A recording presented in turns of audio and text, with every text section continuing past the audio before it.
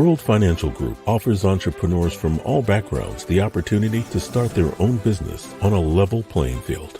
Dr. Jana Woodhouse, receiving the WCM Wall Street Pioneer Award by the United Black Wall Street of America, Inc., is one of those entrepreneurs. I see WFG and TFA as a place where African Americans with an entrepreneurial mindset can flourish.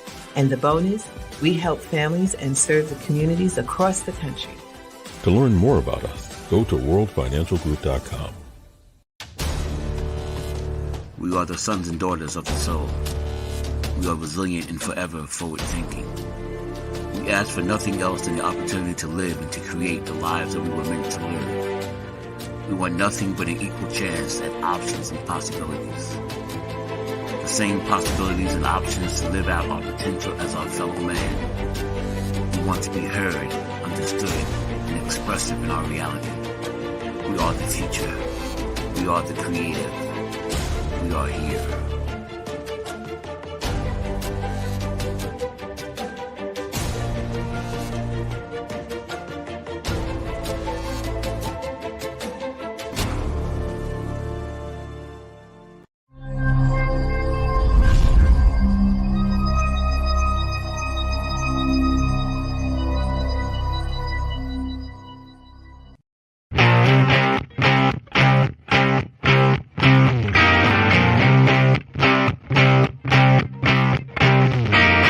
She was told that she couldn't play with the boys.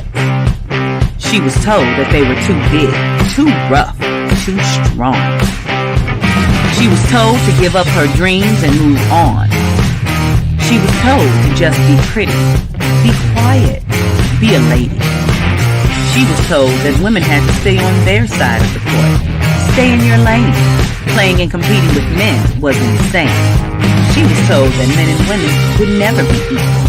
Dreaming like that would only be lethal to your mind, to your soul. She never listened.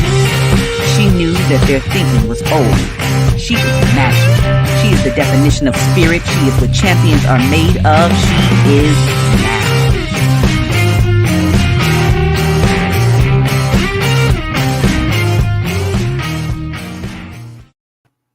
Greetings and welcome to Access Wealth Nation with Dr. Jana B. Woodhouse, giving you that checkup from the neck up in the financial world. And so today, of course, before I say today, this month has been recognized as the Domestic Violence Awareness Month.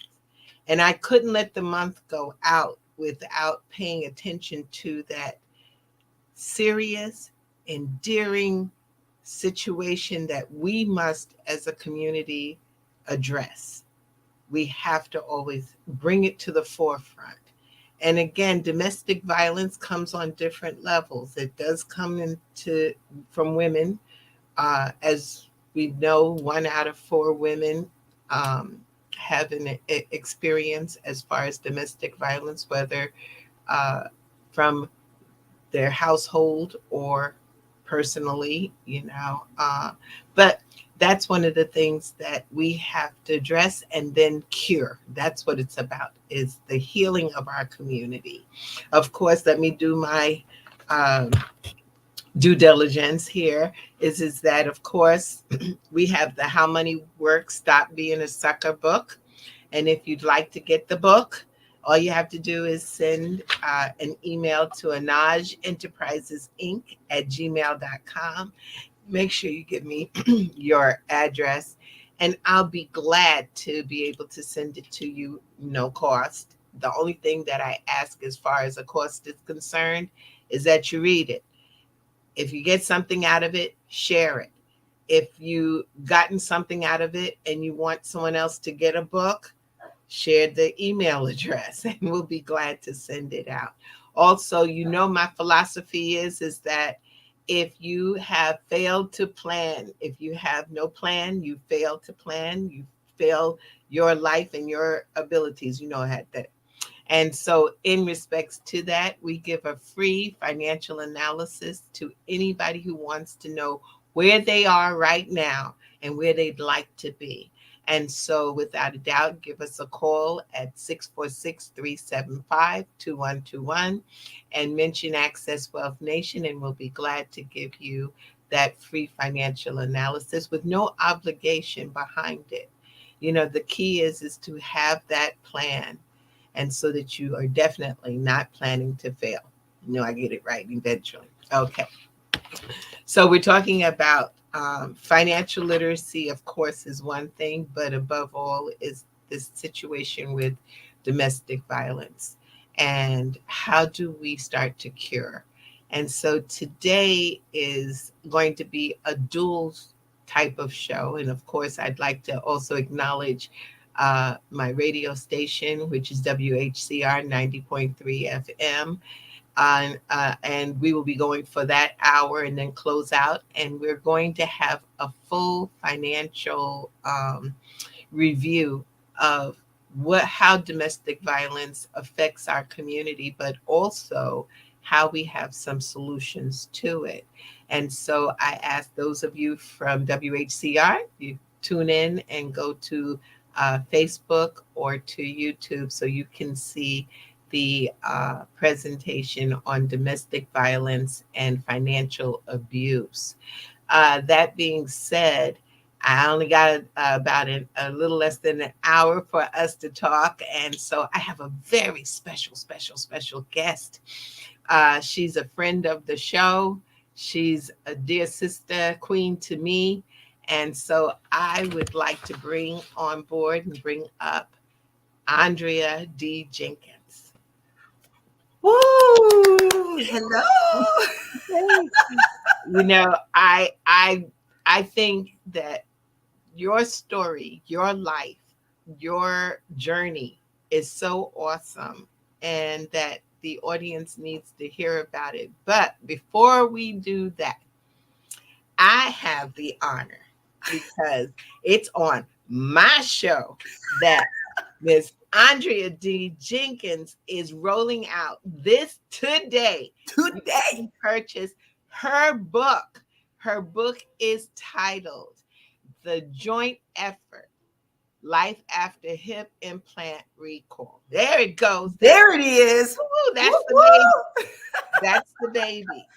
And the book, I had the pleasure of reading the book a few times. And I will say, I'm going to preface this is that this is the book itself, and the title is not the full depth of the book without giving all the hoo-has behind it. But when someone has taken a journey, and we've all gone through that, we have our journey in life. And that's what it's all about. We're spirits here having a human experience, and in it, we have these journeys. But Andrea's journey is serious, and it can help and heal other people. And so I'm going to give what I really think needs to be said.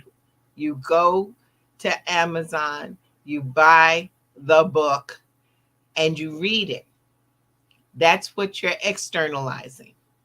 Then you read it again, because you've got to internalize it. And then you read it one more time and you embody it.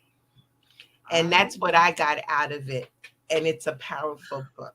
So my sister queen, yes. Andrea, Let me thank wipe my you so tears much till you for just talking. Woo. allowing me to have this opportunity to roll your book, your first book, on my show. And due to Domestic Violence Month, you can't just hit people over the head with the domestic violence. That's what I feel. I think you have to tell the story. You have to share. And that's where I've been through. I sat in on a session with you. Was that just yesterday? It was last night. Yes. Boy, time is flying. No, Tuesday. It was Tuesday. That's what it was. Yeah, Tuesday. Yes. And as I listened to the women talk, it hit my soul that women have stories, everybody, and it doesn't matter whether you are an executive or domestic black, white, purple, green, Jamocha, as my friend says, Jamocha Brown. You know, it doesn't matter.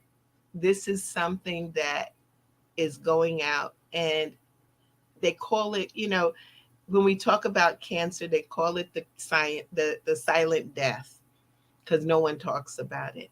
Well, domestic violence is the silent life. It's people living and not being told. So I want, Sister Girl, you just go ahead and you get the chance to tell us a little bit about how did this baby get birthed? Okay. And what do you want people to really get out of the book? Thank you so much for this wonderful opportunity to be able to be here this evening to share this with you and everyone else. But yes, I started several years ago with the thought of, I can write about what I've gone through. I can write about my journey, the hip replacements, the recall, the struggle, what I went through. It was a devastating period for me. But again, as I said, it was just a thought. And then the more I kept thinking about it, then I began to start verbalizing it and said, well, why not write a book? So then I started with the words. I chose to write about my journey with the condition I was diagnosed with, the struggle that I went through, the joint effort to help get me to where I am, to overcome some of those dark moments, those deep, dark moments. I decided to write it because it was a healing process for me. I went through this dark period where it was woe is me, and this is going to take me out. My life is going to end. And it did not. So I'm so thankful for my family, of course, my strong faith that I have, and my friends. That connection that I had, not only was I seeping, deep into a dark, dark place, it was getting darker for me, but those around me saw the same thing. And they did everything they could to help me, to pull me out of that darkness. It's a challenge when you're in a wheelchair and you can't walk, or, having my dad to pick me up, to take me to the bathroom, not being able to use my legs. I was at a young age, and it was nothing but woe is me for a long time. So I decided to move past that and put it on paper. And as I continued, I had to verbalize it. We're writing this book, Andrea Jenkins. Let's get it. We're writing. And I kept writing. It took some time. And boy, there was some frustrations. But I had to tell myself, I can do it. I will do it. And it is happening. And it happened. Oh, it happened. And the thing is that I think that with it, to hear about, because I'm hearing a lot of people going through body issues, health issues. We're a very unhealthy community. Let's put it that way. Yeah. And so we believe in the doctors. And of course, the doctors, they have practices, and that's the reason, because They still practicing on us. But I just wanted you to touch a little bit on the fact of, how in the world do you get a recall and a hip replacement? I was wondering that same thing. It's like, wait a minute. We're not talking about a tire or the refrigerator or, any kind of appliance here. We're talking about this implant. And for a long time, I had no idea that my implant was recalled. So, of course, I was going through all these doctor visits, trying different medications, doing this, doing that. And, without telling everything that's laid out in the book, it was a challenge just to even find out that's what was going on with me. It took time for me to even get to that point, to realize, oh, I'm one of those patients. I just didn't know all of a sudden. So, it was very interesting. And when before we even found out about the implants being recalled, when I was initially diagnosed with the condition, I'm in denial. Then I'm like, how dare you, this doctor, how dare you tell me that this is what's going on with me. Now you fix it. You diagnose me, now you fix it. You're the doctor. So, just imagine, being in your 20s, you're vibrant, you're busy. I was a busy woman, always active, always active. And to be told, okay, ma'am, you're going to have to slow it down. Oh, now I was angry. So once I got past all of that and gone through the recovery, it was time to put it on paper because there was so much anger, so much, Now, for clarity's sake, because I don't want to tell it, it's so hard not to. It's hard because it's like I just want to start talking and tell you tell the whole story, but you got to get to the book. But the thing is that was during that same time that you were going through this, you also were in an abusive relationship. Yes, I was. And yes, I was. It wasn't making it any easier, was it? No, it was very challenging. It was very challenging. So I'm dealing with the fact that now there's a major health issue going on. And then at the same time, I'm dealing with overcoming this abusive situation here. I need to remove myself from this environment. So there was a lot being thrown at me all at once. But hey, I'm here now. I came out of it. And this was over 20 years ago, 20 some years ago. And so you asked me, what is it that I would like to share, for those that are struggling or involved or in the midst of a domestic violence situation?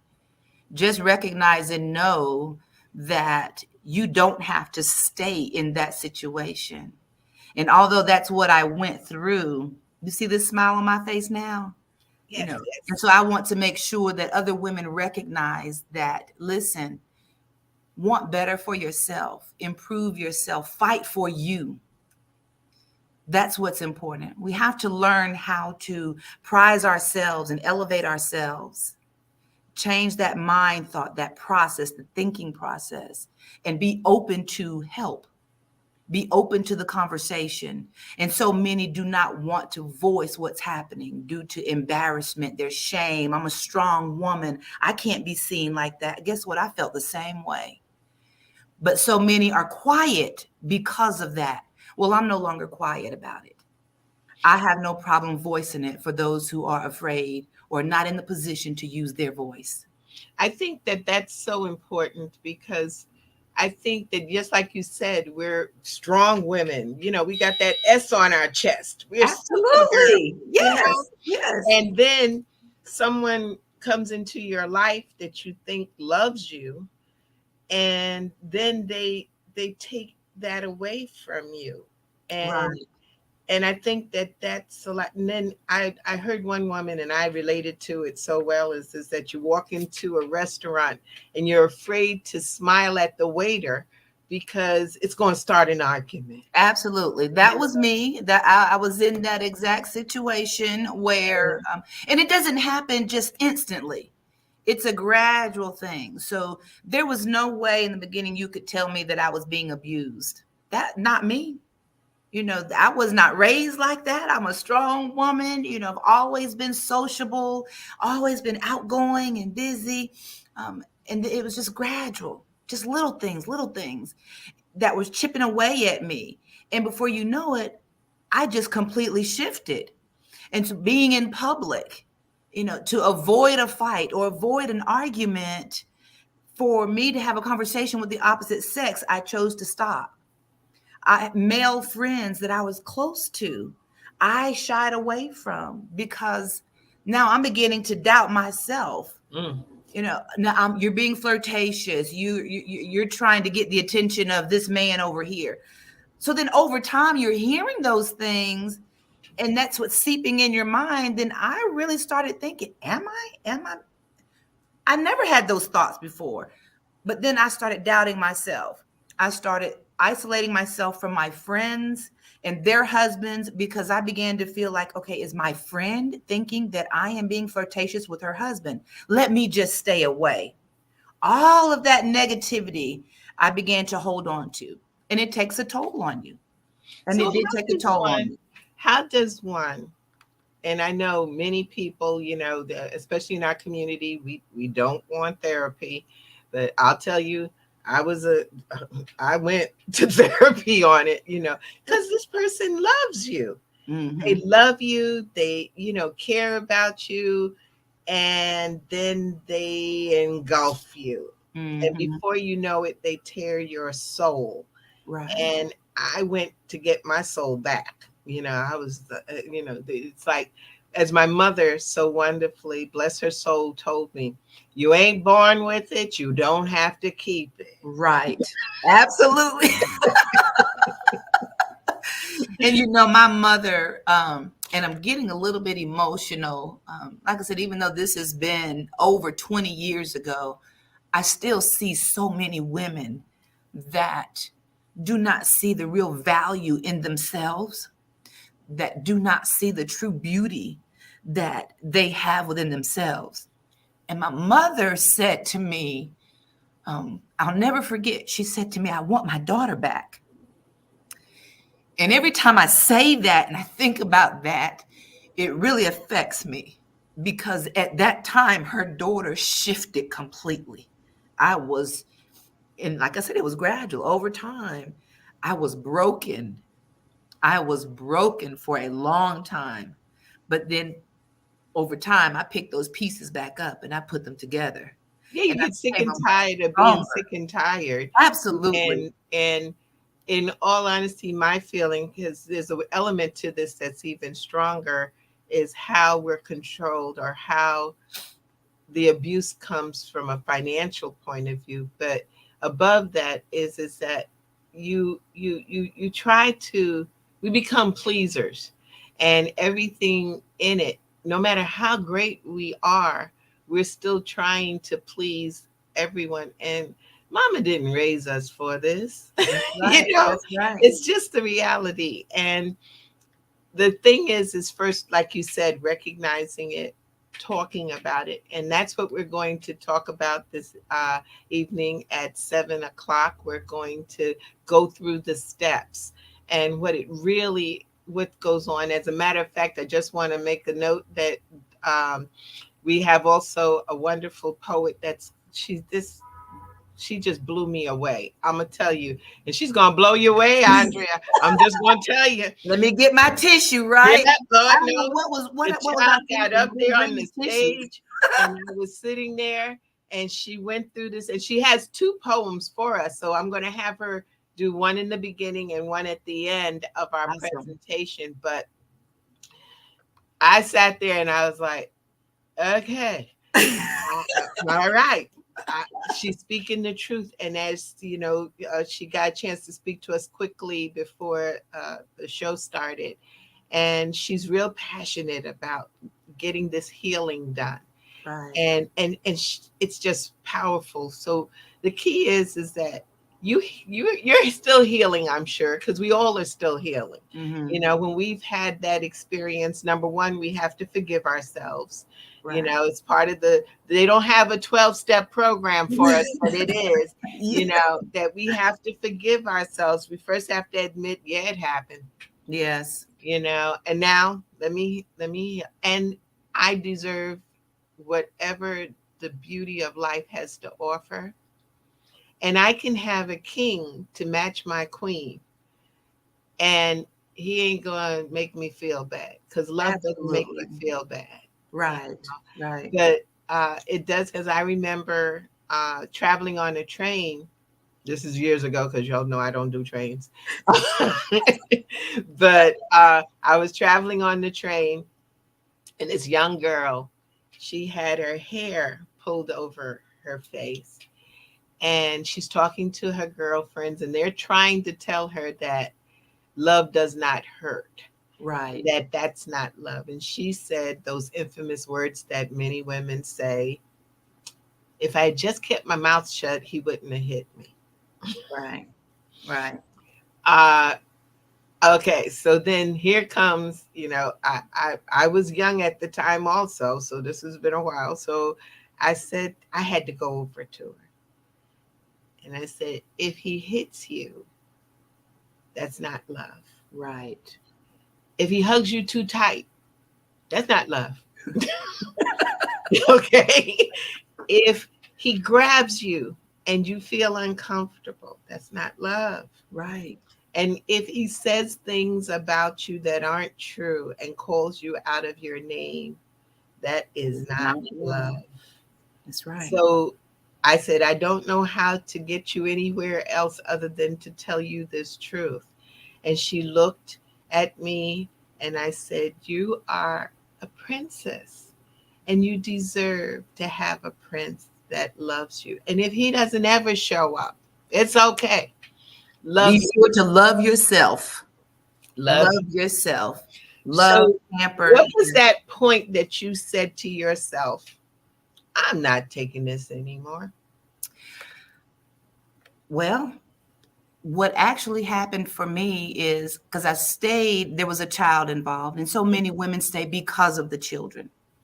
And I felt guilty about leaving. It was like, I can't leave. I can't. I would leave, go back, leave and go back.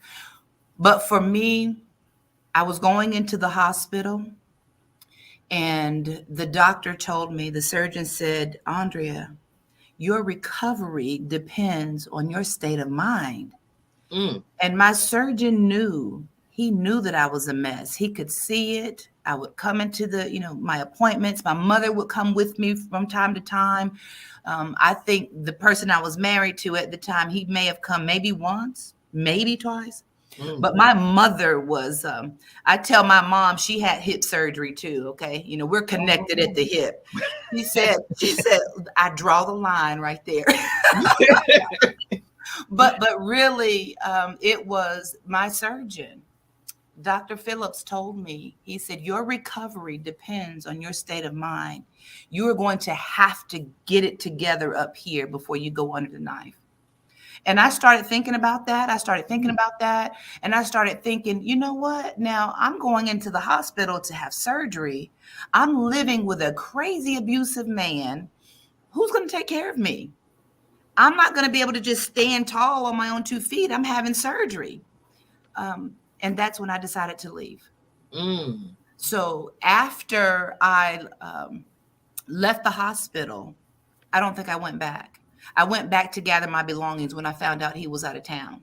And then I was on crutches, hobbling along, but I got my belongings. It was myself, my sister, and her husband at the time. And I did what I needed to do to get out of there. And I knew from that point, I was not going back. And I did not go back. Wonderful. Some of the most devastating things that happened, you would think, okay, that's what made her choose to leave. But that didn't make me choose to leave. I was still so concerned about, the child in the house. I was his protector. I could not leave him. But that's interesting. Tuesday night, one of the ladies mentioned being a child in a household of abuse. Right. And abuse comes on all sorts of levels, Absolutely. And, she said that the reason why you should leave definitely is because of the children. The children. That's right. Because they don't need to see it. And it's also generational. It was interesting. Yesterday, I was in a Chinese restaurant, and this little, he couldn't have been no more than a year and a half. And I watched him interact with his mother, and I got disturbed because he hit her. And she laughed. And I said, yeah. And I was like, no, that's not funny. Right. And then behind it, because I said, here comes the generational confusion. He hit her, and then he came and kissed her. See? I said, oh my gosh. This is the confusion taking place because this baby has seen something, So I wanted to touch on the financial aspect, because Absolutely. that's what you do. You are a financial educator. Yes. And Unfortunately, when it comes down to domestic violence, there is also financial abuse. So tell us, how so? How does that happen? What occurs during that time? Oh my goodness. So there are three categories that fall up under the financial abuse. So that is financial control, that is employment, educational sabotage, and then there's also that economic exploitation. And so, what does all of that look like? So, when we talk about the financial control piece of it, that's the denying of access to the funds, maybe Mm, check stubs, bank statements. Your partner denies you from being able to see any of that information. They hide it from you, threaten to withhold money from you, putting you on an allowance.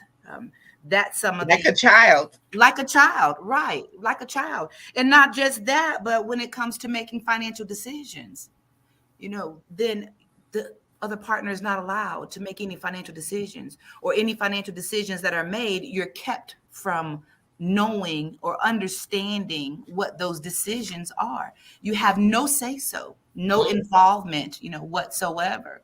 And mhm. that's just some of the financial control.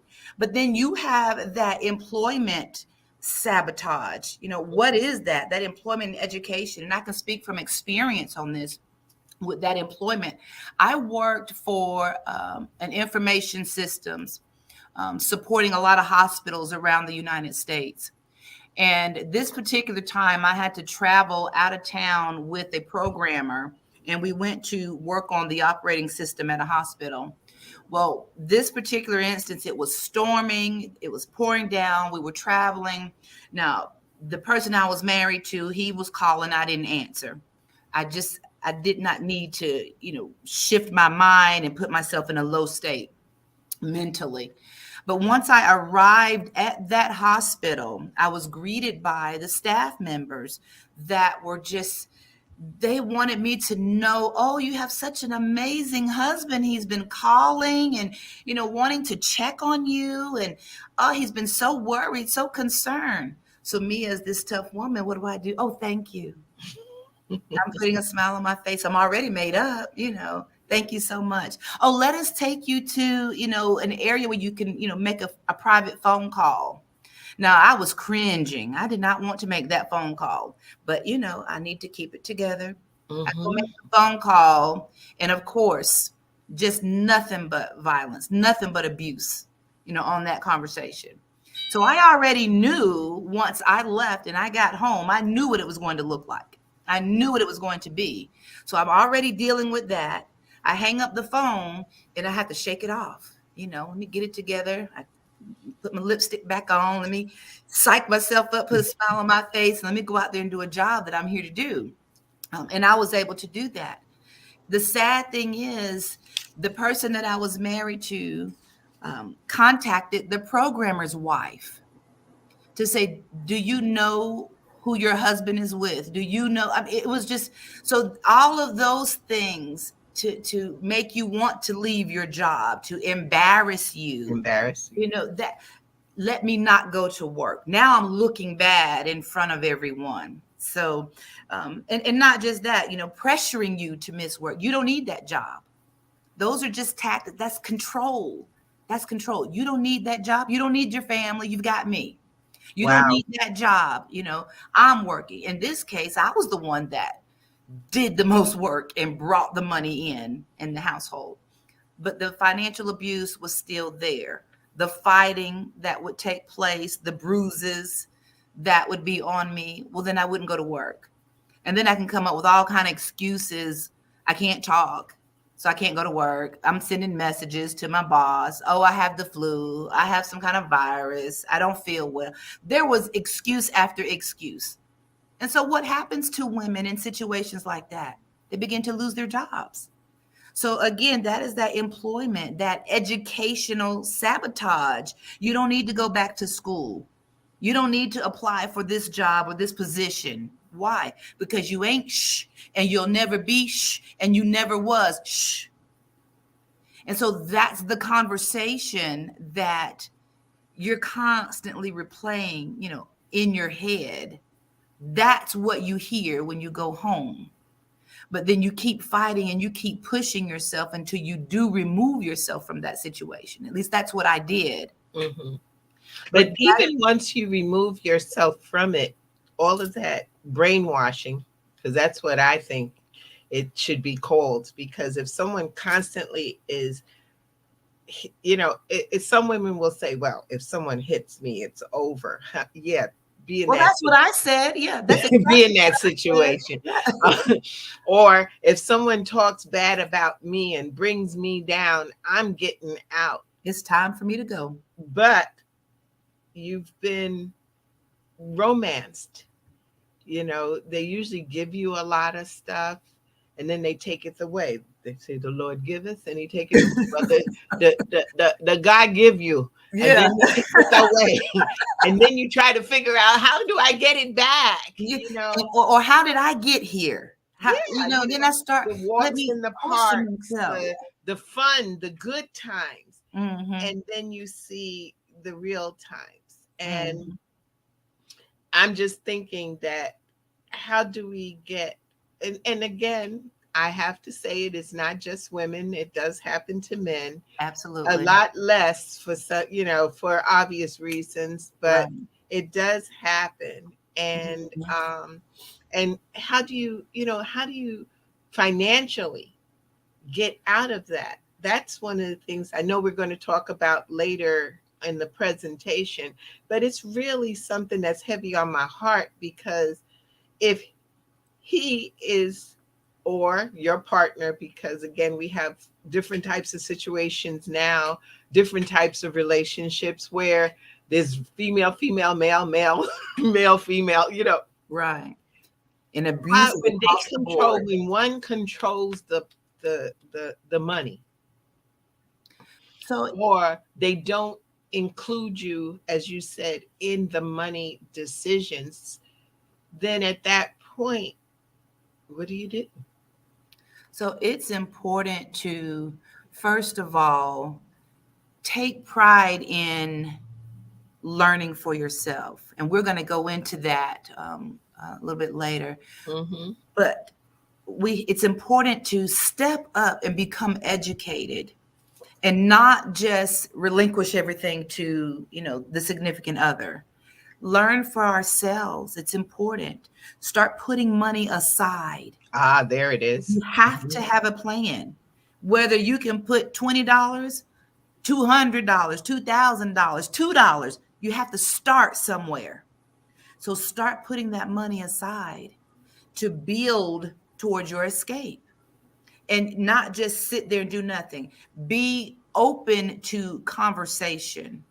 Be open to learning how money works. You held the book up earlier, How Money Works. Stop being a sucker. We've all been suckers. And in this case, we're talking about abuse, financial abuse, domestic violence. Well, we have got to learn, we must learn the importance of not being suckers when it comes to our money, when it comes to relationships, when it comes to abuse.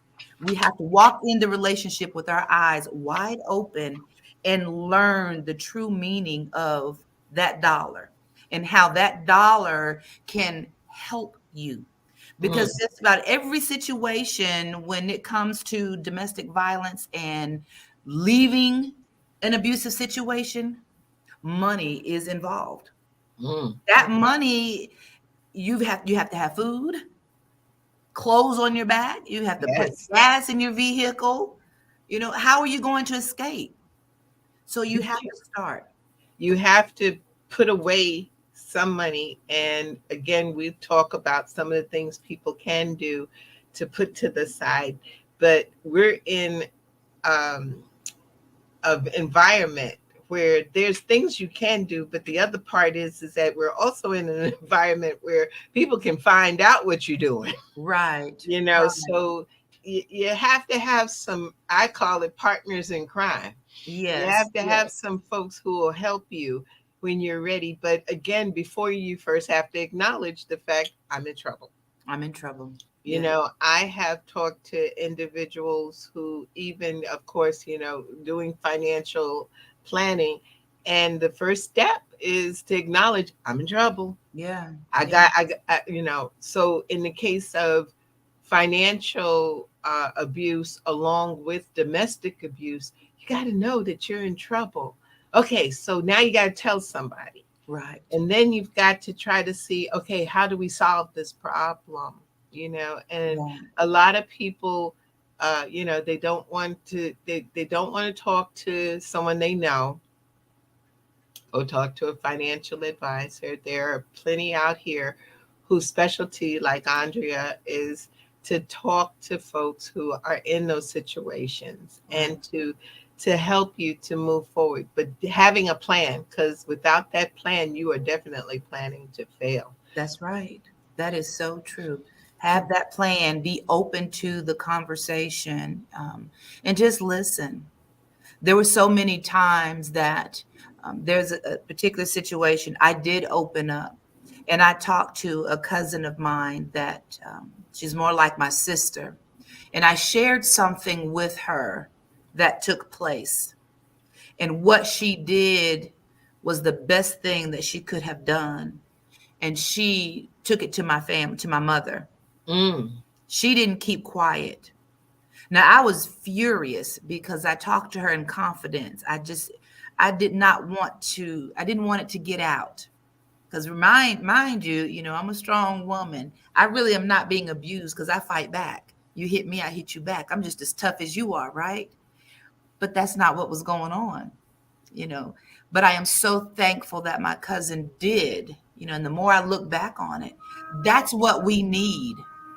Women need to, please open up and talk to someone, because the help is there. And just like the title of the book, A Joint Effort, I'm telling you, you're never alone. There are too many women who have walked that path that are so willing to hold a hand out and say, let me help you, because that pain is real. And when I see and I hear other women that are being abused and not wanting to accept the fact that they are being abused and to get the help, it pains me, because I know what I went through before I was willing to walk out. But I walked out, and I didn't stay as long as so many others. And there's so many who do not walk out. Oh, definitely. I think it's going to get better. It's going to change. It's going to change. It changes, all right. It changes to a funeral.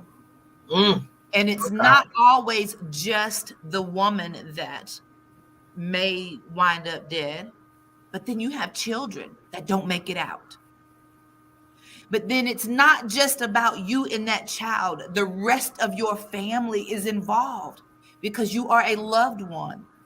And your family sees that pain and that abuse that you're going through. And so it's important to, please, if you're afraid to voice it, listen and begin to take steps. And so even though I didn't act instantly, I listened. And over time, I started putting those pieces together. I was hearing what everybody was saying, and it was time to make that change. Something comes to mind, and you know how we get to talk about things, and it just dawned on me. I'm thinking that maybe we are, as women, also are at fault when we paint that Prince Charming idea that they're going to take care of us. I was watching. It's almost like what they call it, binge watching, because I don't get to watch TV much. But it was The House of Pain. And the picture that was painted was the woman of the house. She cooks, she cleans. He can't even get up and get the remote, okay, for the TV. I was like, and I'm sitting there and I'm watching this. And I'm like, what are we planting in our minds? Right. What what are we planting as far as what really family is? What is a relationship? I had this discussion with some young men because I said, y'all spend too much time trying to get into the pants. And once you get the pants, then you got the nerve to go find some more pants. And then you go and you never settle down to to understanding. And then all of a sudden, when there's a child involved, she's got the BITCH word come out. She wasn't when you lay down with her, so you can't use that. That's how I do when I do my tax business. I'm like, can't do that now. But what I say to them is that what happened to courtship? What happened to you date? And then once you do the courtship, I need you to have a long courtship because I need to see where those little things are hidden. When Right. you're going to show me that attitude. Okay, what we got? Greetings, lady. Okay, Andrea, congratulations on the book. Thank When you you. know someone has an abusive nature and they are about to marry someone you don't know, would you tell the person what you know? So if you know someone's getting ready to go get married to someone who has an abusive nature, do you I would tell them? share it. I would share it. Because if we keep quiet about it, if we continue to stay quiet about what we know and that abusive nature is there, then we're setting up our next woman to fail. That's true. And We especially when it hits, if you know that they have that abusive tendency, yes, you tell. I agree, Andrea, you tell. But also, when it comes to finances, I've seen so many situations, and you giggle at it, but it's not really funny.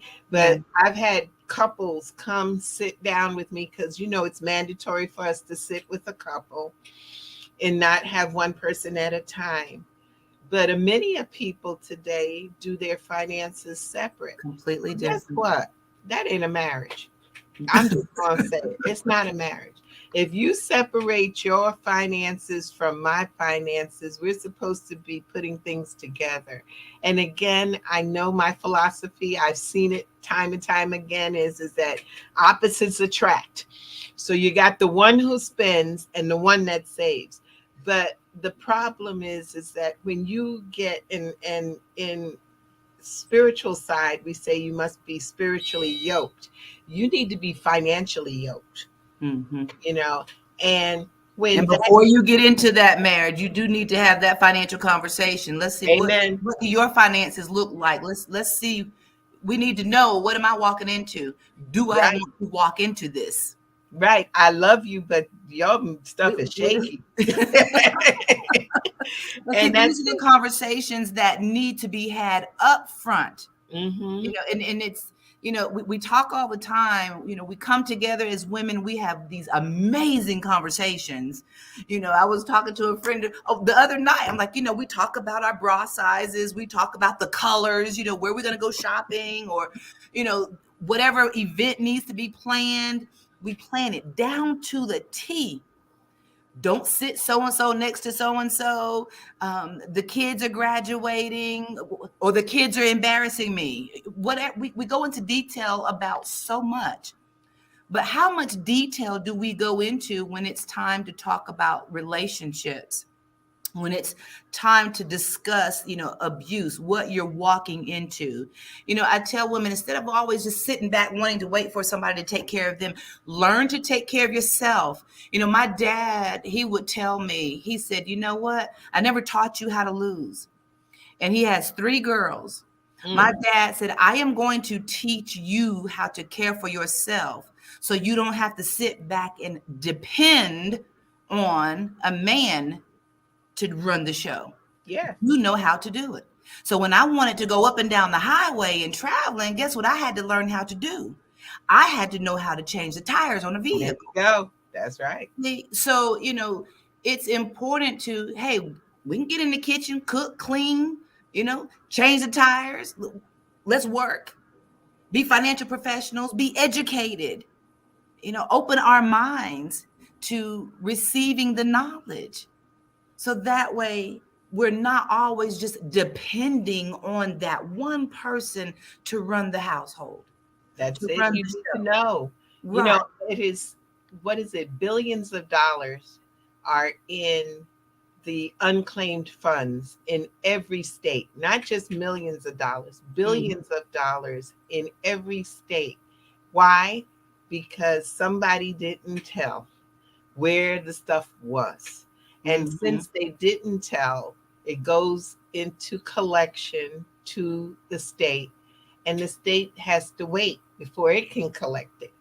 But this, that's why I tell folks, go to unclaimed funds to any state that you have been in, going to be, any family members have been in, get with it. But it happens because we don't talk, and that we if you're in a relationship where financially you don't know what to do, you need to either put your foot down and learn that, or it might be the time that y'all are not evenly yoked financially, and you might have to say goodbye, because that's an abuse. Yeah. Whether we want to acknowledge it or not, that's abuse. Right. Because Right. if you don't know how the bills are being paid, what needs to be taken care of, because we being taken care of, so therefore we don't need to know. No, you need to know. And so what happens when the one that's taking such good care of me, paying all the bills, I don't have to worry about knowing anything about the money? What happens when he dies? Or what happens when he leaves you? Then what? You're not prepared. You don't know where So anything is. It's that important to know. story that was in Waiting to Exhale, and I think about it all the time. I said, I'll never be one of those women. Where she helped build his business, and then he went to another woman. So what, and it happens. Yeah. I'm gonna give you $300,000 when you're worth millions of dollars. Oh yeah, right. So what happened to you were going to take care of me? Goes back to that plan. Ladies, we have to have a plan. You have to plan for yourself, plan for your future. And then, the dynamics of each marriage is so different. You may have the spouse, the husband who decides, hey, he's the one that handles, the finances. And it may be the wife says, you know what, but I do have a say so. He shares that information with me. I know, but I just don't want to. That's not my superpower, so to speak. Right. And that's okay. And that's fine. But, but be connected. Know what's going on. Because again, what happens when he dies or when she dies? Because that's right. Abuse across the board, male, female, it doesn't matter. That's right. Be and educated. If you don't, you've got to at least have a general idea. I tell folks, put it in a book. Yeah. Know what the finances are. Know where the important documents are. Yeah. And then know what's going on. Why? Because there's another abuse that they talk about, and I think we will also hit on it tonight a little bit, is the fact that they file the taxes. I have so many men come in and file their taxes, and the wife knows nothing. And to the extent that I had, thank God the child turned 21, the man had a child out of wedlock. And every year I do the taxes, and I was paid to do 2 tax returns. But the one that got filed was with the other child on it.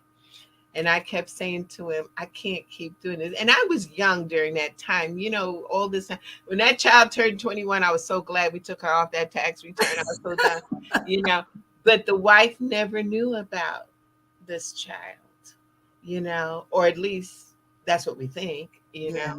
And I said to myself, Lord knows if this man dies, she's going to hang me. because I played party. It's just like Stacy just asked, do you tell?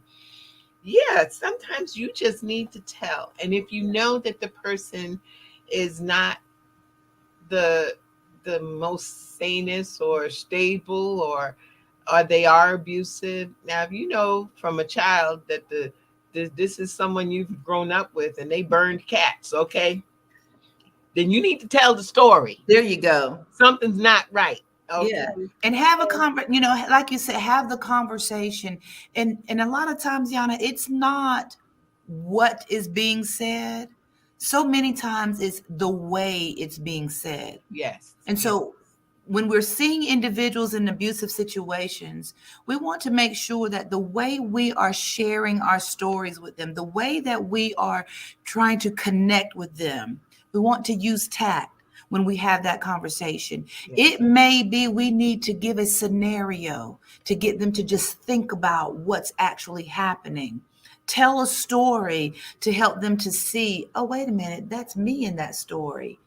Okay, I need to rethink some things. So, we want to be very gentle, but very direct. Yeah. With the conversation, because it is a matter of life and death. Again, some live and some don't.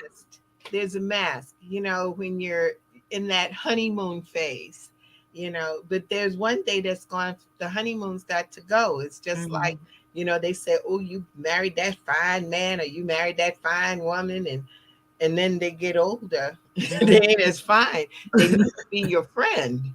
And a friend doesn't cop out on you. A friend doesn't hide things from you. A friend does not take the funds and separate from you. That's not the way it's supposed to be. And someone needs to say that. Right. And I think, I listened this morning. Steve Harvey made this statement talking about, well, as a man, you're supposed to take care of the woman. And I was like, how about a partnership where we take care of each other? And the stereotypes that have been out here through the years and the ages may not be all right. It's a partnership. I never forget, it was my little TV references, but I remember it was one of the things on the Cosby Show, and Elvin said, oh, you're going to serve Mr. Huxley. I'm not serving him. I'm going to bring him a cup of coffee just the way that I got me a cup. Don't get it twisted. But see, that's how you find out who you're with. Right. And, and I firmly believe, and I love the headship arrangement that's laid out, in the scriptures. I love that. But that does not mean that the headship is, I am going to demean, belittle you. And so there, that has to be in its proper place. The headship arrangement, I love it. Absolutely. Yes, as long as we work together. Together and be supportive of each other.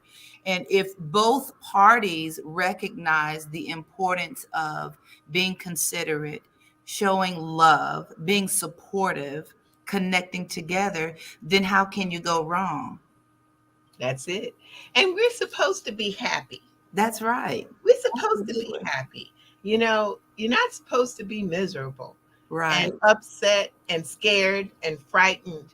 You're to be happy, because that's our God-given grace. Yes. It's to be happy because we live a blessed life, And so, sister girl, I am so glad we're getting ready to go to our next session of going through a full presentation on domestic violence and financial abuse.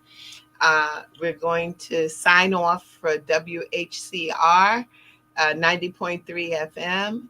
As always, we're happy to have this Power of Harlem there and to give this information, to bring forth getting the checkup from the neck up, becoming financially free, and understanding what true financial freedom is about.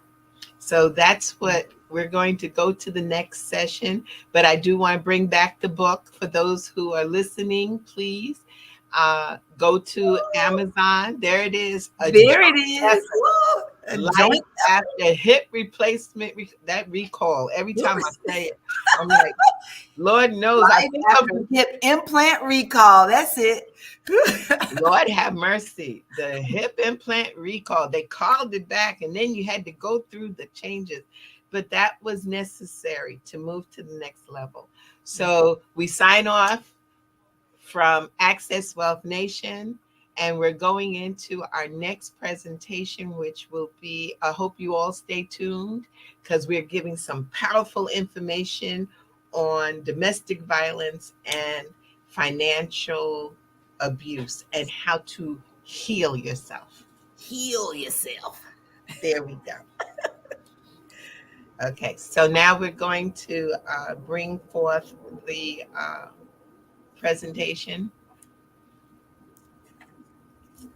I'm waiting for our producers. There we go. Okay, and do we have an opening with our poet? Has she signed on? There we go. Hey, hi there.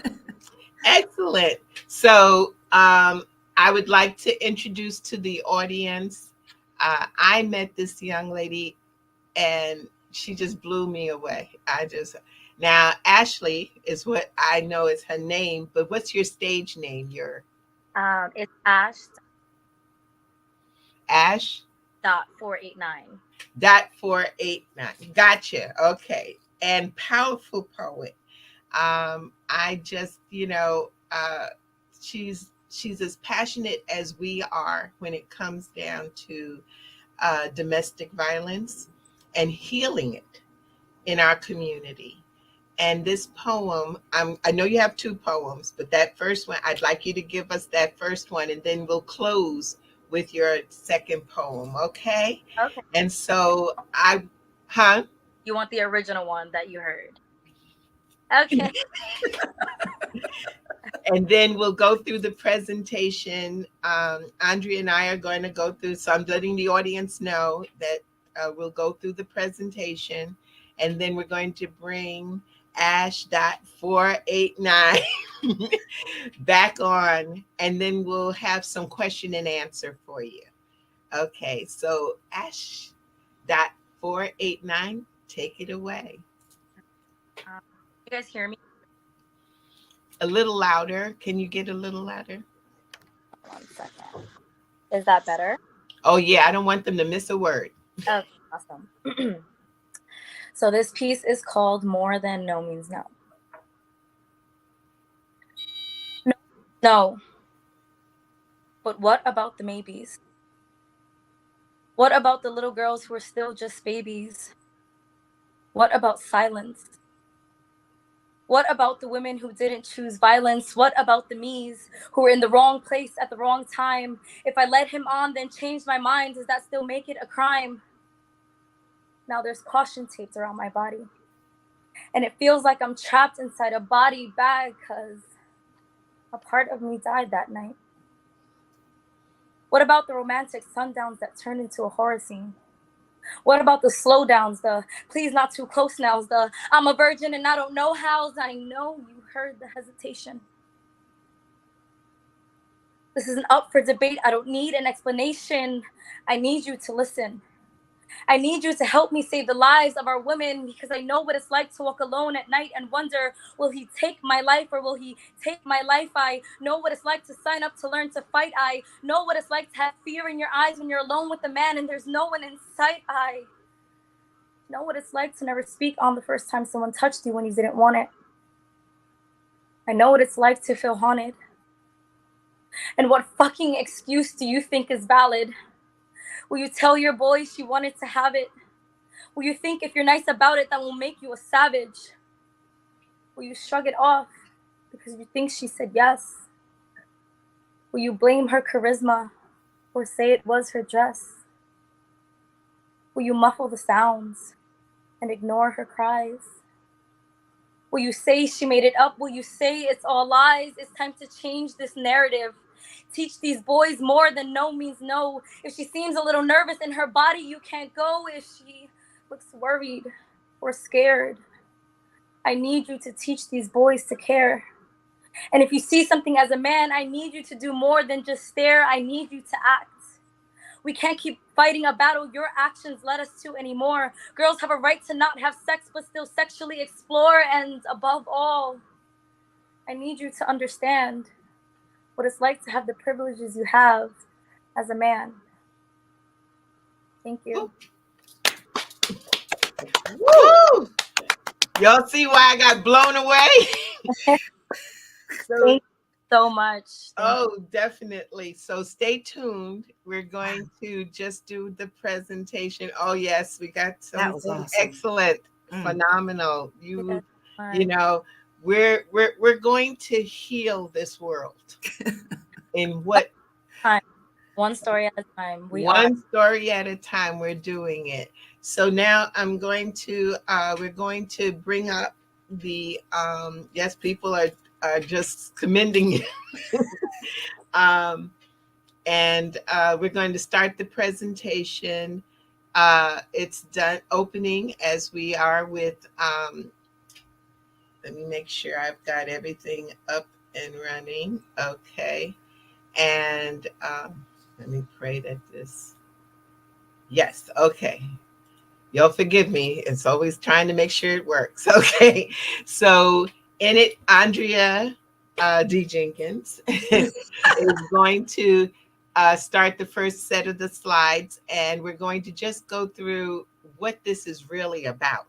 And then once we finish with that, I'll come on and I have a bit of a solution, and we're going to tell some stories in between. So y'all ready for this? I know you are, and we're going to move forward. So go ahead, Andrea, get started.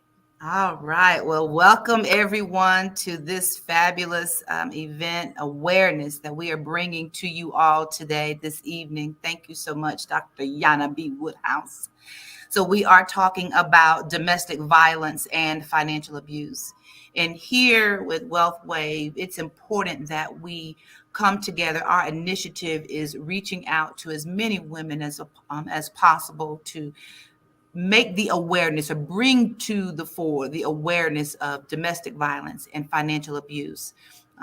And part of that domestic violence, of course, is, yes, that financial abuse.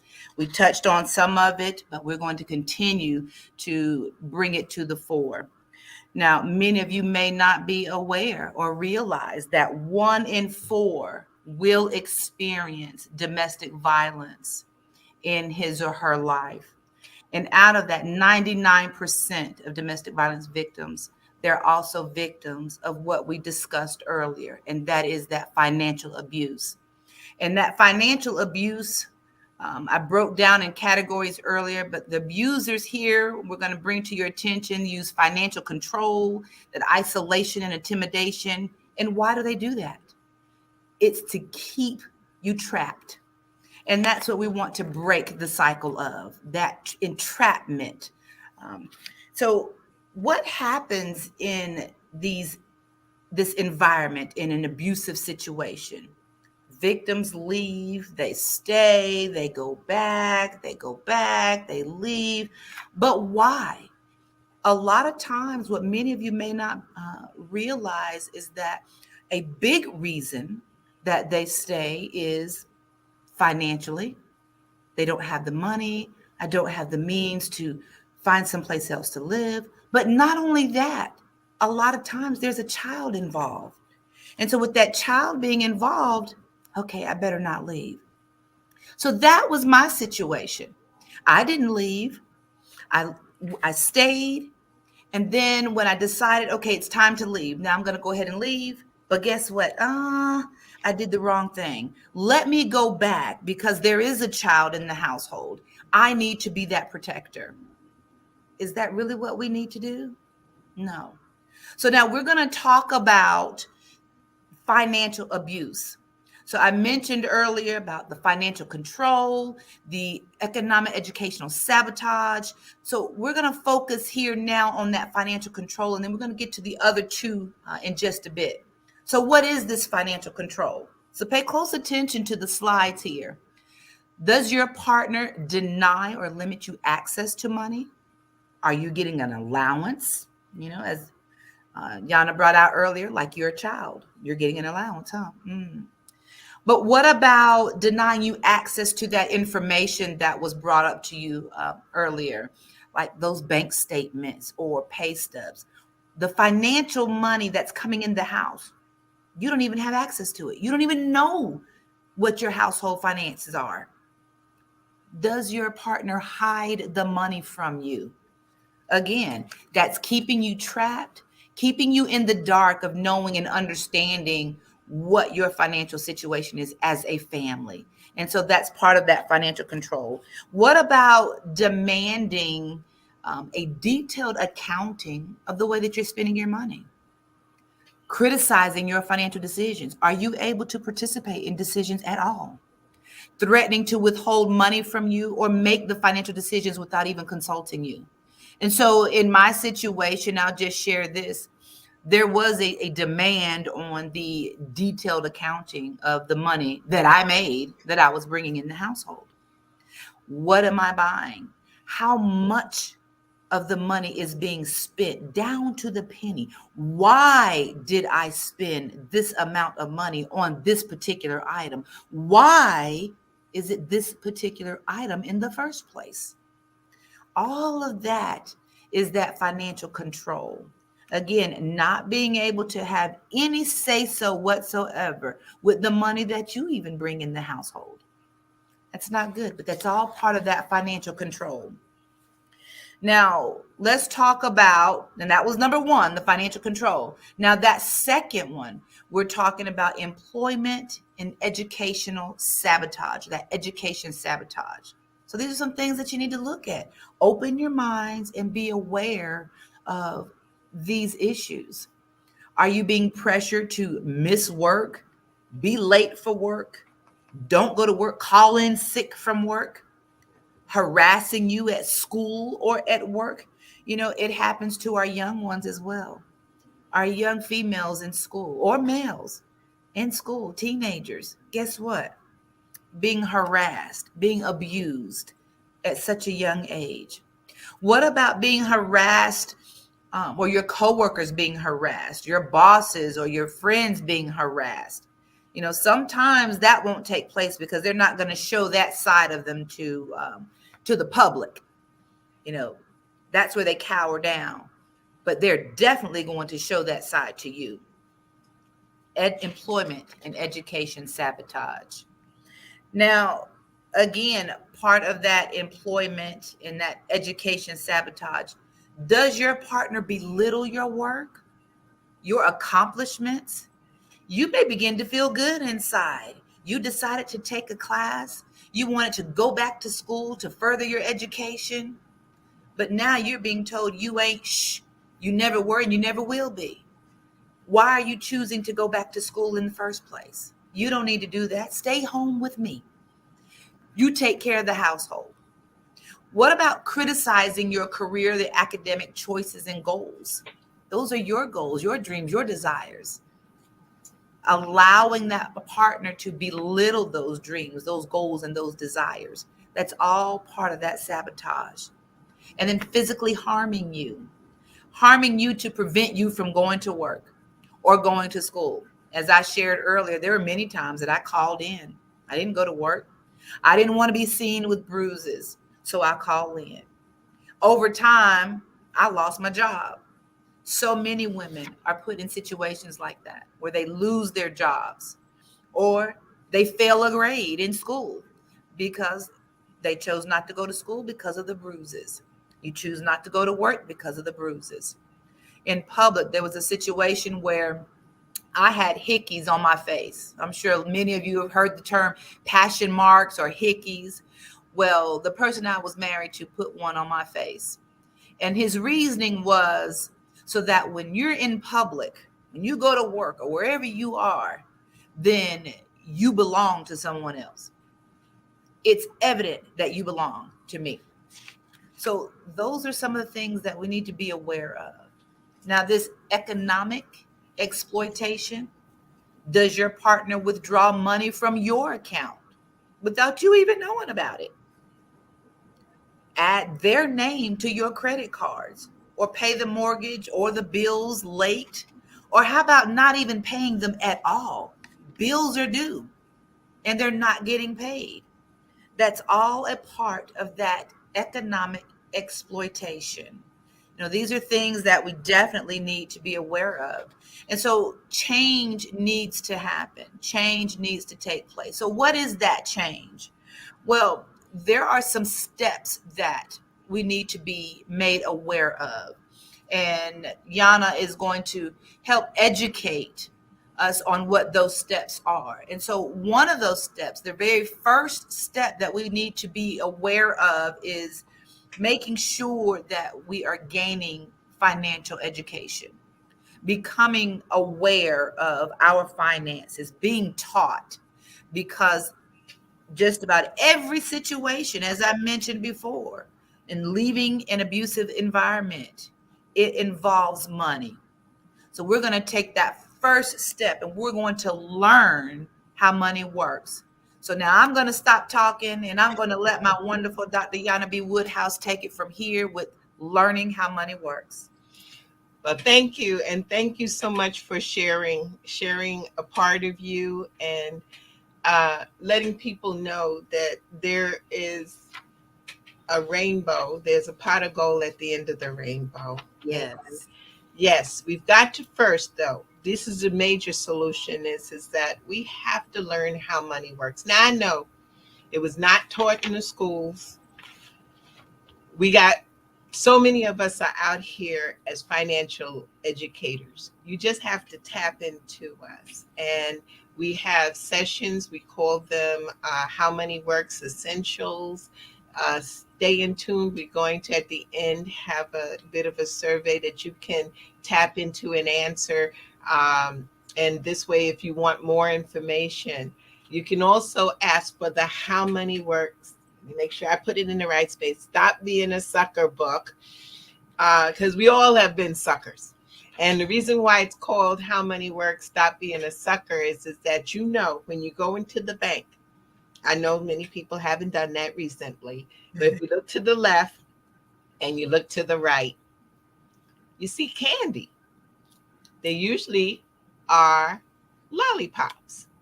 Now, before we came out 2 years ago with this book, it wasn't just the lollipop, but the lollipops were dum-dums. So they really were trying to tell you what they thought about you. Now some of the banks have gotten where they put their logo on it, but they still think you're a sucker. And so by reading the book and learning how money works, and one of the things that was done by our partners was to make it simple to read. It's a whopping maybe an hour's worth of reading. It's got pictures, we're trying to make it so that it's simple for you, but learn. Come to seminars, but also get with a financial advisor. Get with a financial educator, someone who might have invited you to this seminar, to make sure that you follow through. It's one thing to have knowledge. And I always think about it. They say, knowledge is true freedom. No, action is. So you have to move to the next level and to do something. And when you're in a situation such as an abusive financial situation, the power is in your hands. You can either where you have to first learn how money works, work with a financial advisor. And I know in today's world, I was talking to Andrea about it. I said it's really difficult because we are so exposed on that internet. And everybody, every Tom, Dick, Harry, or whatever can find out what you're doing. But you get a partner with you to help you. Did I lose my slides? Oh, there. Okay. Can we have the bigger slide? Thank you. Thank you. So the next thing is that get involved in your finances.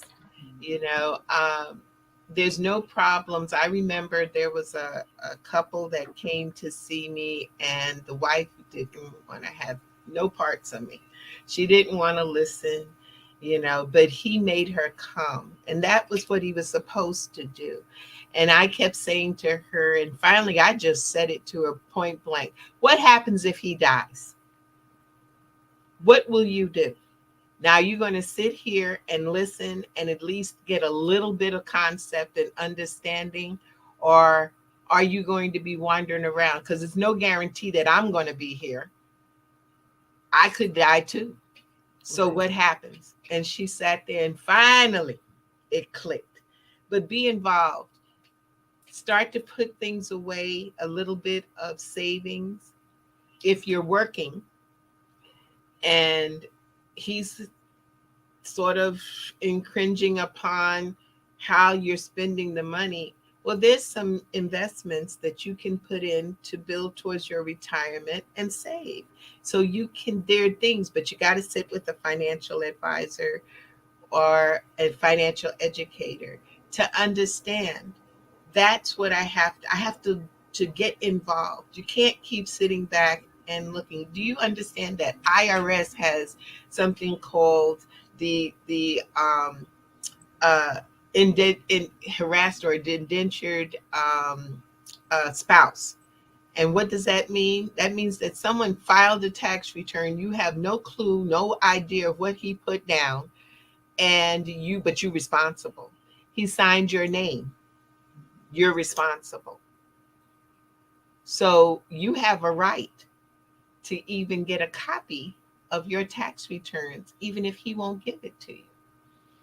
And he doesn't have to know, or she. We don't want to be biased here. It can be either way.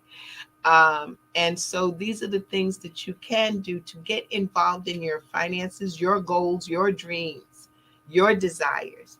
Let us know what that is, and then you start working towards it. But some say, well, all my accounts, like we saw here where Andre was talking about, where they put your name on your credit cards. Okay, that can be done. But also you can set up and block your credit cards, that no one puts anything on your credit unless you clear it. At least you know it's happening.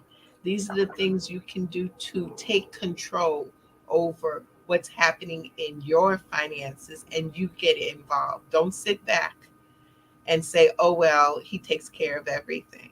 No. Take a look, because in the long run, he dies. He builds up all of this debt. Guess what? You can't turn around and say, well, that was his debt. It's not mine. No, you're married. It's both of you. So you have to get involved. Okay. But start looking at the red flags, the things that will start to happen where the control starts to take place and where you're blocked out. Statements come in and you don't get to open up the statement. You can't touch the mail. You don't even have a key to the mailbox. Okay. These are the things of control. These are red flags that come up that you need to say, I need to step forward, or I might have to step out. As I have said before, and my mom always told me, she said, if you ain't born with it, you don't have to keep it. So therefore, sometimes we've got to release. And I'm not an advocate. I believe that people, you find each other, you're together, you want to make it work. But financial abuse, it happens not just boom, it happens gradually. All of a sudden, you'll see something, the mail is put to the side, or there's a tax bill. And he's like, I got that covered. And then all of a sudden, you find out that your paycheck has been garnished. There's a garnishee on you. Or you find out that, there's a credit that's delinquent, a credit card that's delinquent. These are the little things that start to happen, and then an argument pursues so that you don't ask any more questions. So these are the things that you have. These are the little red flags that you got to look. It's important to recognize the red flags so that you can start to connect the dots and then start to see what you're going to do in the long run. Okay, I'm going, did I, 14, right? Okay, so the next thing is that you want to talk about the problem. Sorry about that. You want to talk about it. Stop being the silent agent that no one knows what's going on. Secret agent woman. Don't be a secret. As Andrea said, 1 out of 4 women are part of an abusive situation. That's a lot. How do you acknowledge it? You start to talk. And Andrea, I wanted you, just because some people might not have heard it, but you talked about your cousin. Can you share with us a little bit about, even though you were angry with her to begin with? Yes, I sure will. So my cousin and I are extremely close, and I had a conversation with her about what was going on in my household, something that took place, and I felt I needed to talk, and so I did, and I shared it with her. What she did was she turned around and shared it with my mother. So now it's out there.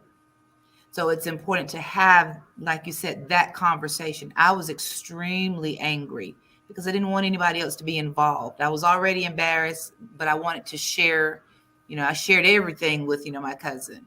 Um, but she loved me so much that she did not remain quiet. She had so much love for me that she wanted me out of that situation, and she knew not to keep quiet about it. And so she told my mother. And That, that's the and process. that's what we have to do. Women helping women, men helping women, men helping men. We have to help each other. Where they said is that, and it's truly in our African tradition, is that it takes a village. The elders would always stand up and talk, and you knew you could go. I don't know what happened when we got to this craziness that we all by ourselves and it's nobody else's business. Yeah, it is, because it affects everyone. If as Andrea shared before in our other conversation, is the fact that sometimes the solution will end up not a pretty picture. We've seen it. We see it on the news continuously. Someone kills someone. Someone's disappeared. The children are affected.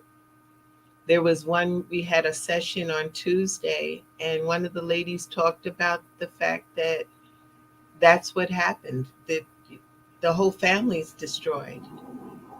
Somebody has to stand up and speak, you know. And like Ash's poem said, is that we've got to do something. We can't stay quiet. And so we've got to move to the level to talk about the problem. It is amazing to me when we do talk about it. It crosses social, religious, spiritual, economical levels. You have people who are PhDs, to the point of people who are domestics, and they all got the same story. We've got to make a difference. And that's one of the ways to solve the problem, is to talk about the problem and to understand you're not the only person and that it's only happening to you. And then the fifth above all is to put your personal financial information in, and your plan, in a safe place. It might mean that your financial advisor holds it for you. It may mean that you may have a business and the funds are placed in the business name and hidden that way.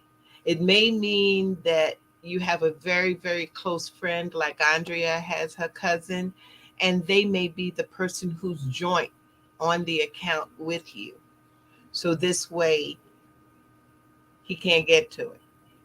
The other person can't get to it. There's so many things that you can do, but you got to start. And you don't lay your plan out there and you have the mail come to the house. Right. There's things called safety deposit boxes. Get a safety deposit box. And you know, Donna, go ahead. Something else that is very vital. Start taking pictures of things in the house. You know, your documents, because when you have to flee in a emergency, you're leaving quickly. You're not thinking about all the documents. Let me get this. Make copies of them, and don't just have them in one centralized location. You need to make copies. And like you said, if you need to give it to your, trusted friend, do that. Have these pictures, so that way there are going to be some legal issues along, down the road. Then you have those documents. And that's another thing. We're in the tech world. You can honestly get a space. Something that we have available to us also is to put it in the cloud.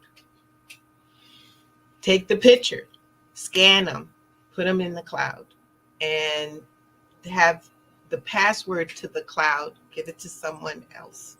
These are the things that can be done, but you don't, if you put it out there and it's laying around and it's coming into the household, it's going to be known.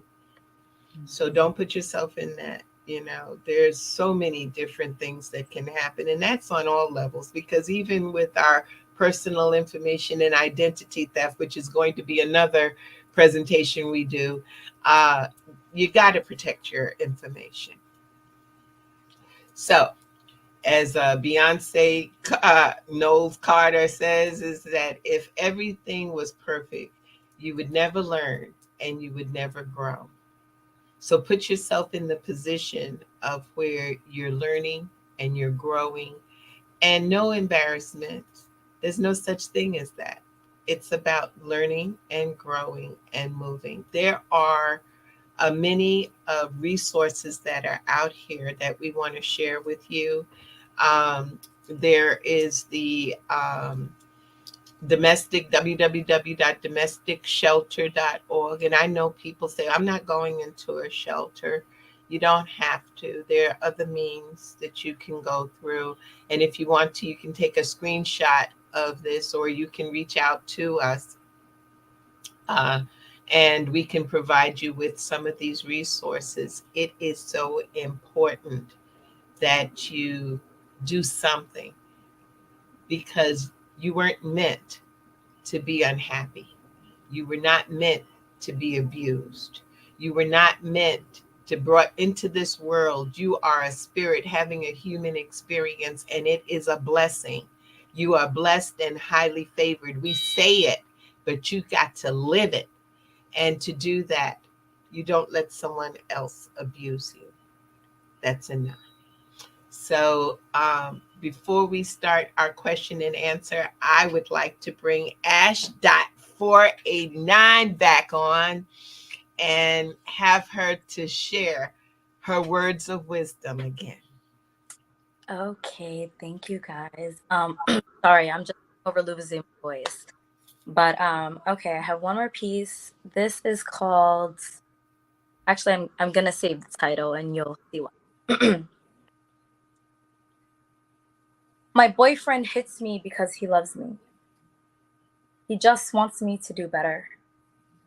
Sometimes my boyfriend gets so angry, he takes the buckle side of the belt and transforms my human body into a punching bag. One time, I sucked my teeth a little too hard. I couldn't sit down after a week. My boyfriend tells me he loves me and buys me nice things after he finally calms down. So I guess it makes everything okay. I know he's trying to help me understand what love is, and even if he doesn't put me above shit, I can tell he does love me. The way he shows it may be a little funny, but my boyfriend protects me by making me face harsh realities, like I won't be anything in this life if I don't allow him to beat the logic out of me. I can see how you're all looking at me now. Like, wow, that girl is lost. How can she allow such abuse and keep giving the same lame excuse? How does she think that's love? Let me explain. Let's play a game where we shift the name and you tell me who's really to blame. My dad hits me because he loves me. He just wants me to do better. Sometimes my dad gets so angry he takes the buckle side of the belt and transforms my human body into a punching bag. One time, I sucked my teeth a little too hard. I couldn't sit down after a week. My dad tells me he loves me and buys me nice things after he finally calms down. So I guess it makes everything okay. I know he's trying to help me understand what love is, and even if he doesn't put me above shit, I can tell he does love me. The way he shows it may be a little funny, but my dad protects me by making me face harsh realities like I won't be anything in this life if I don't allow him to beat the logic out of me now. Now you're all looking at me like my life is a tragedy and the things I speak about really happened to me, so the look on your face is right. But the only face that deserves the spotlight are the children without a voice, but ears big enough to hear and understand the lies society protects when it comes to generational trauma. See, I followed the same footsteps of my own mama, the one that led us to believe that because our dad beat us senselessly, it only meant he was doing right by me. The footsteps that have me tripping over my involuntary insanity caused by parents' lack of accountability. Can you try explaining to your children how it's okay for mom or dad to teach lessons through violence, but we are expected to leave our partners the minute they get violent? The contradictory in all of our history is a clear indication of where things will lead to. You'll either fall in love with or be like the person who abused you, unless we make an effort. We must break this curse. It is our job to break this curse that's brought on before birth. Stop putting your hands on your kids. Their future and the relationships depend on it. Stop putting your hands on your kids. Their future and their relationships depend on it. Awesome. Awesome. Oh, my goodness. God bless you. Definitely. Thank you. Definitely. Now, if anybody has any questions, you can put it in the comment section. Such great information. Yes, definitely. And I appreciate everyone. If you have any comments, statements, of course, put it in. I would like now, we put in the comment section a link that if anybody wants some additional information, yes, there it is that you can fill that form out. It'll come to us. The reason why this time I decided not to do a pre-signing it's because, and registration, because this is a very delicate topic. And I didn't want someone to be able to follow someone or say they were there, whatever, they're coming to the event. I was just trying to protect people's privacy. This link will come straight to us. And it goes away. So therefore, it's just to protect. Okay, so any question, we have a question. Do you think abusers know they're abusers?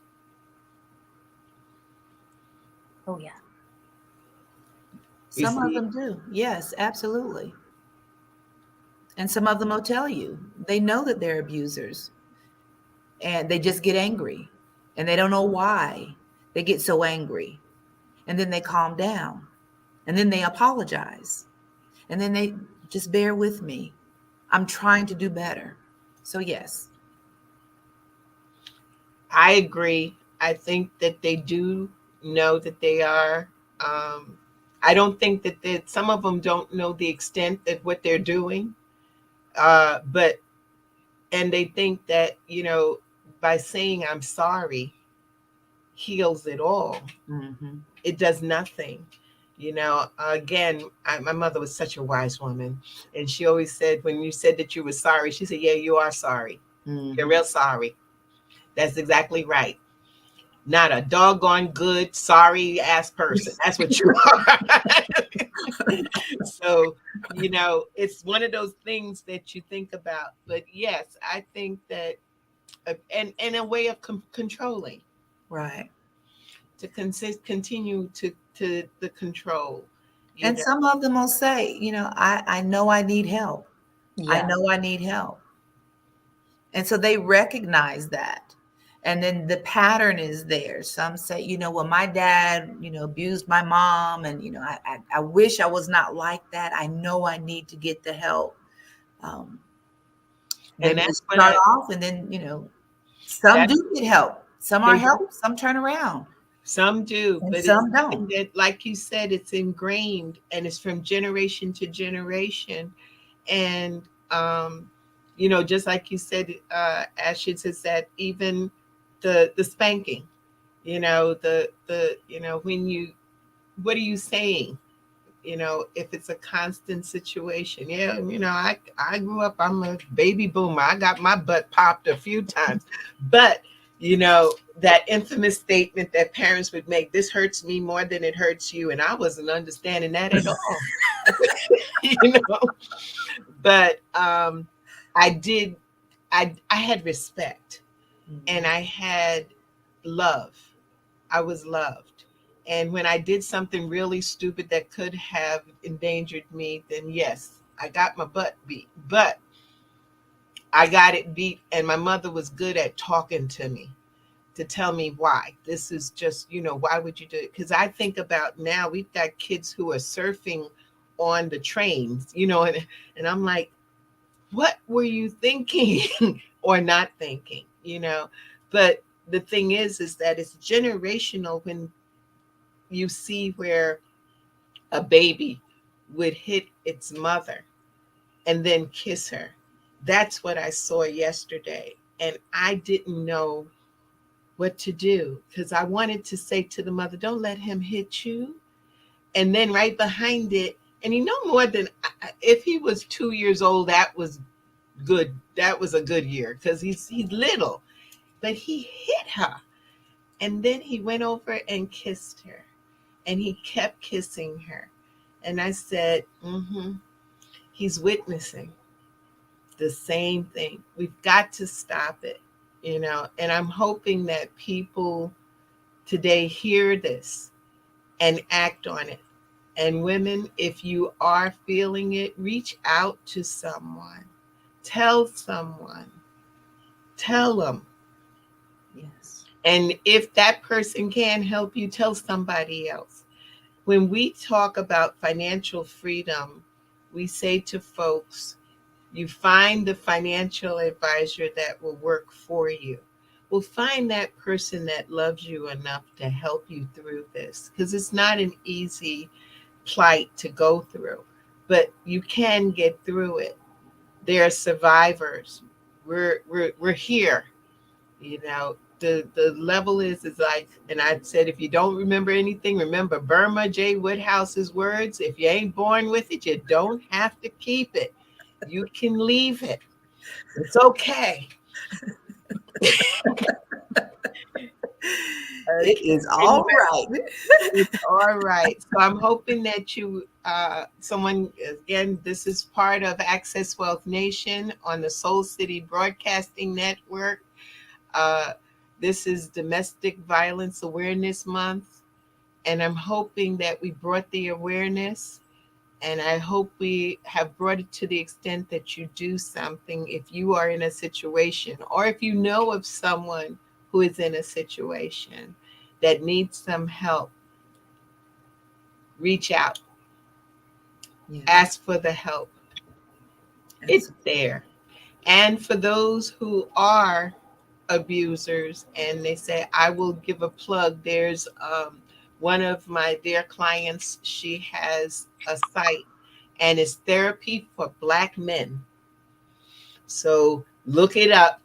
Vladimir Kalixi, she has a site for you, because we have that thing that, we women, we will go to therapy, but they won't. Okay. I got some place to go now, So if anybody else have any statements, comments, would you like to share? Ash, I just love you. Thank Beautiful, Ash. Beautiful. you. And we will be doing some more things together. Awesome. And I need you to make sure that you send Jasmine your information, your address and stuff, because I have something for you.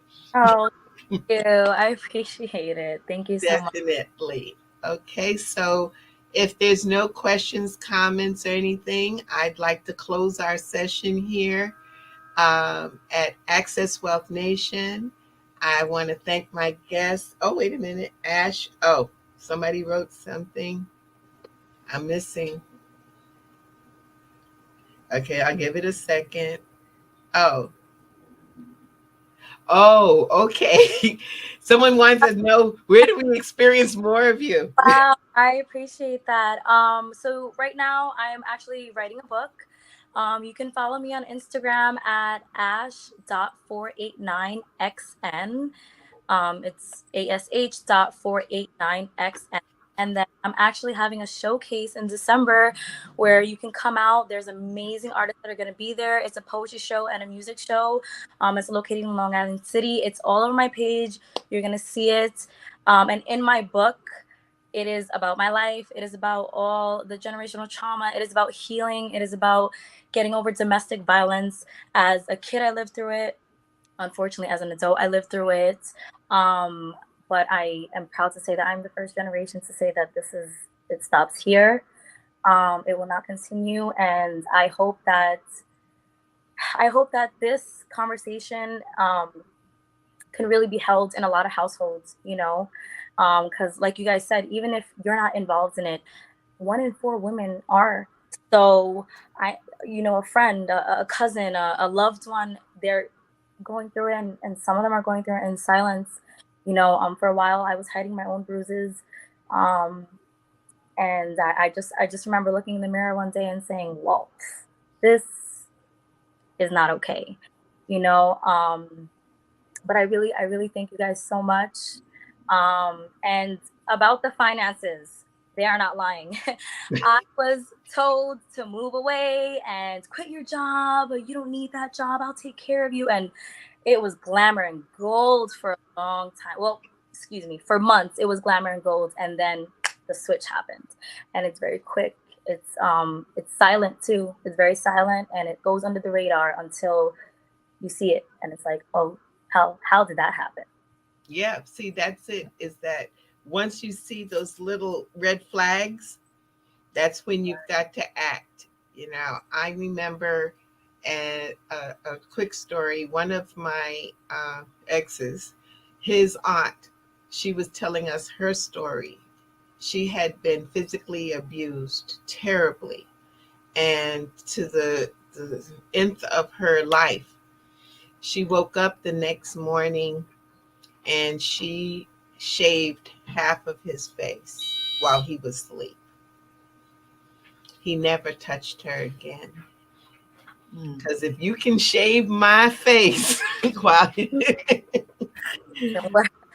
Wow. what can I do? So she made a statement, because I thought she was going to say, I packed my bags and the kids and I was gone. She said, no, I just shaved half his face.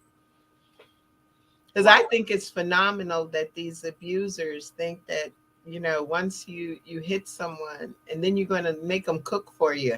I'm like, this is as bad as the slave master. You think I'm not going to put some class up in there? Oh, well, anyway, I'm doing my Medea moment. Fall back. Right? But definitely, and I'm hoping this will play on. I know you can replay and listen to it again on YouTube and on Facebook.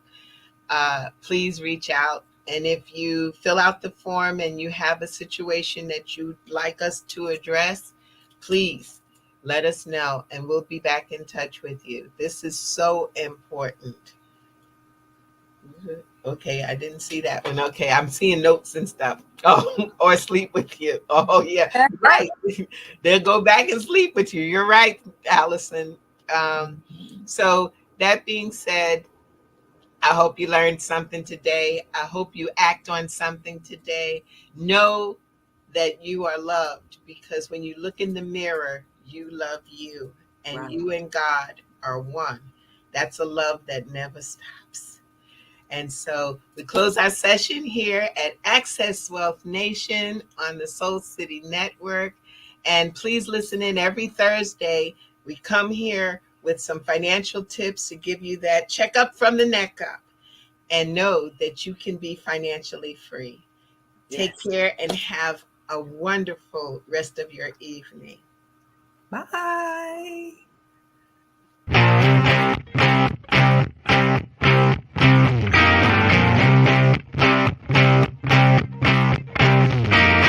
She was told that she couldn't play with the boys. She was told that they were too big, too rough, too strong. She was told to give up her dreams and move on. She was told to just be pretty, be quiet, be a lady. She was told that women had to stay on their side of the court, stay in your lane. Playing and competing with men was insane. She was told that men and women would never be equal. Dreaming like that would only be linked to your mind, to your soul. She never listened. She knew that their thinking was old. She is magic. She is the definition of spirit. She is what champions are made of. She is